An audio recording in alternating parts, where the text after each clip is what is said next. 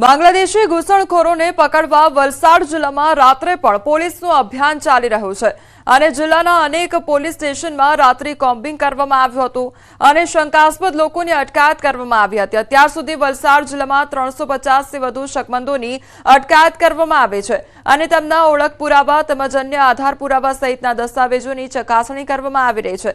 પહેલગામ આતંકવાદી હુમલામાં દેશભરની સુરક્ષા એજન્સીઓ એલર્ટ મોડ પર છે, ત્યારે વલસાડ જિલ્લામાં પણ આવા શંકાસ્પદ લોકોને ઝડપવા પોલીસ દ્વારા 2 દિવસથી સઘન કોમ્બિંગ કરવામાં આવી રહ્યું છે। મોડી રાત્રે પણ વાપી, ગીતાનગર, રેલવે સ્ટેશન, ઉમરગામ, સંજાણ સહિત જિલ્લાના અન્ય પોલીસ સ્ટેશનમાં પણ રાત્રે પોલીસનો કાફલો આ કાર્યવાહીમાં જોડાયો હતો।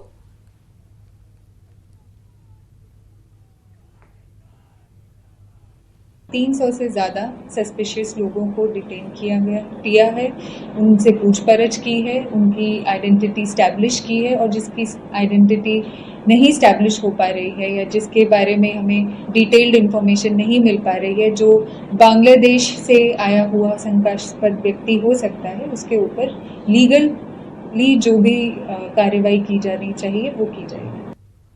तो बांग्लादेशीओ सामे सघन कार्यवाही हाथ धरवामां आवी रही छे અને જે દસ્તાવેજો છે તેમની પણ તપાસવામાં આવી રહ્યા છે। તો શકમંદોની જે તપાસ છે અને ચકાસણી છે તે કરવામાં આવી રહી છે।